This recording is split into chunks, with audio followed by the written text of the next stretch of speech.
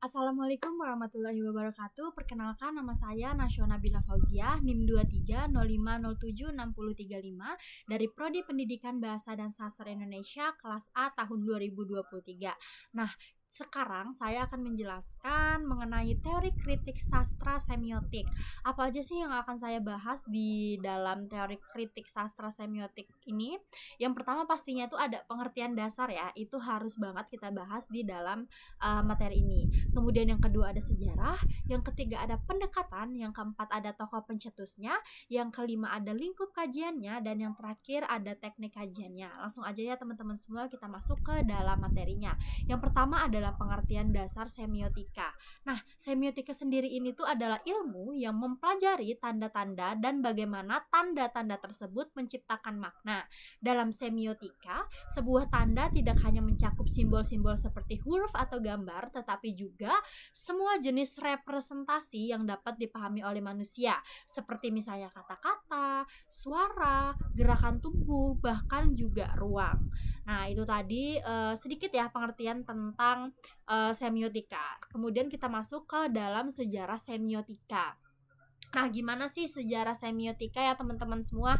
Jadi, objek utama dalam penelitian semiotika sendiri itu muncul pada tahun 1974 pada Kongres Semiotik pertama di Milan. Bidang tersebut tuh dibahas dalam kongres selain dari ilmu dasar termasuk bidang semantik dan juga pragmatik. Semiotika sendiri itu dari bahasa ilmiah, di mana topik teori, tanda umum, dan teori ilmiah juga strategi dibahas. Bidang terbesar kongres adalah sastra yang membahas penggunaan metode yang benar dalam seni sastra.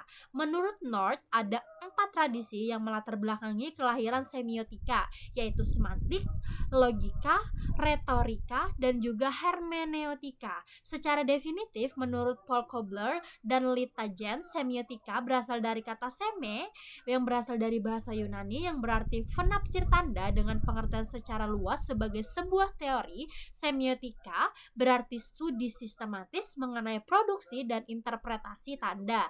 Dalam hal ini, teori semiotika berkaitan dengan kehidupan manusia yang dapat dianggap penuh tanda, dan semiotika sebagai perantara tanda dalam proses berkomunikasi sehingga manusia disebut sebagai homo semioticus. Kemudian semiotika sendiri atau tadi namanya ilmu tanda ya, sejak tahun 1969 secara resmi memiliki suatu perkumpulan ilmiah yaitu International Association or Semiotic Studies yang menganggap semiotika sebagai suatu disiplin ilmu dan sebuah majalah yaitu Semiotika terbitnya di Den Haag sejak tahun 1971. Makalah itu mengulas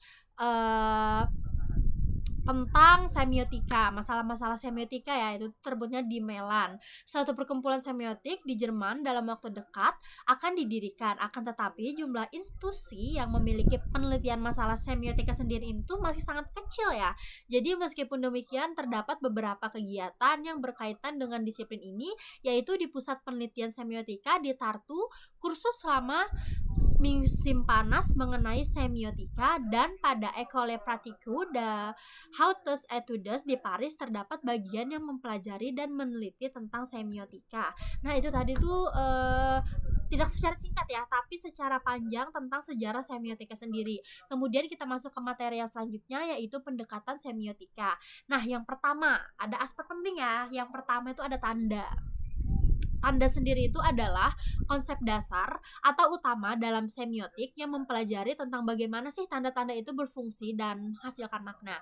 Kemudian tanda sendiri itu punya fungsi sebagai perangkat komunikasi yang membantu manusia memahami dan berinteraksi dengan dunia sekitar. Jadi tanda itu tuh kayak mempermudah kehidupan manusia dalam memahami apa yang terjadi di lingkungan sekitarnya, seperti itu. Contoh tanda itu seperti bunyi klakson, suara binatang, simbol-simbol yang digunakan untuk aturan. Ekspresi wajah ini juga termasuk tanda ya. Kemudian ada juga simbol dan lambang. Kemudian yang kedua ada kode.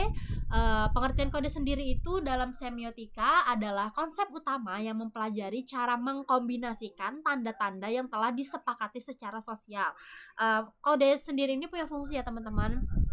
Jadi di sini yang akan saya jelaskan fungsi kode itu ada 4. Yang pertama mengkonstitusi sistem tanda, yang kedua tuh menghasilkan makna, yang ketiga itu mengatur interaksi sosial, dan yang terakhir adalah mengembangkan bahasa dan juga budaya.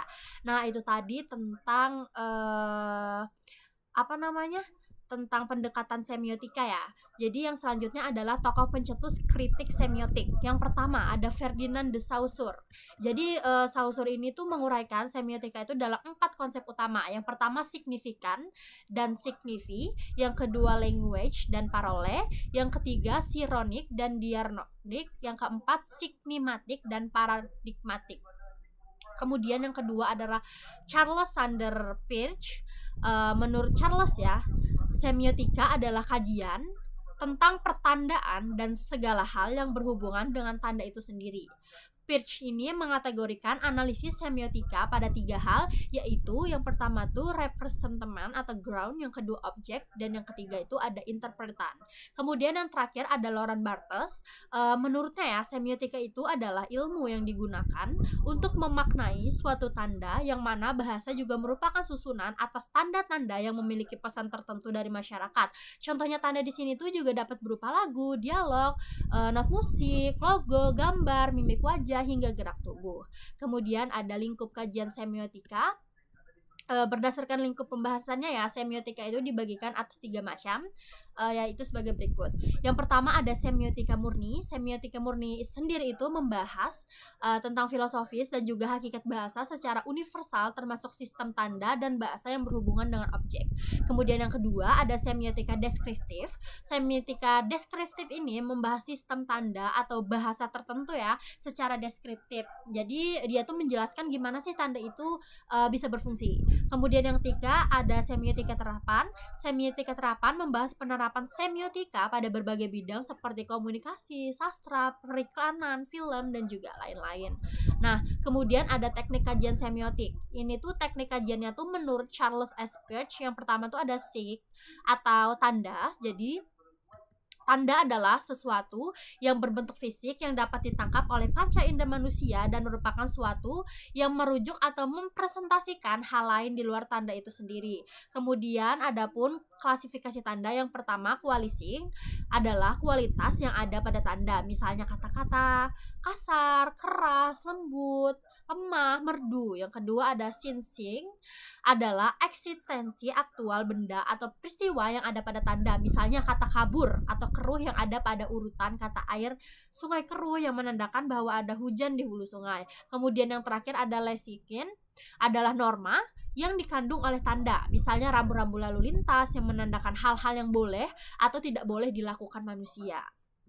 Kemudian yang kedua itu ada objek. Objek sendiri itu adalah acuan atau tanda yang merupakan konteks sosial dalam implementasinya dijadikan sebagai aspek pemaknaan atau yang dirujuk oleh tanda tersebut.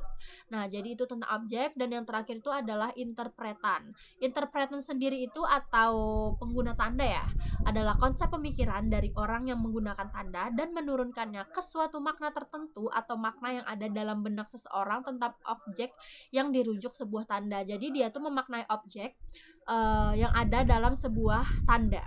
Nah, jadi itu sih teman-teman semua teori tentang semiotik. Jadi kurang lebihnya mohon dimaafkan. Mungkin itu saja yang bisa saya sampaikan. Saya akhiri. Wassalamualaikum warahmatullahi wabarakatuh. Terima kasih.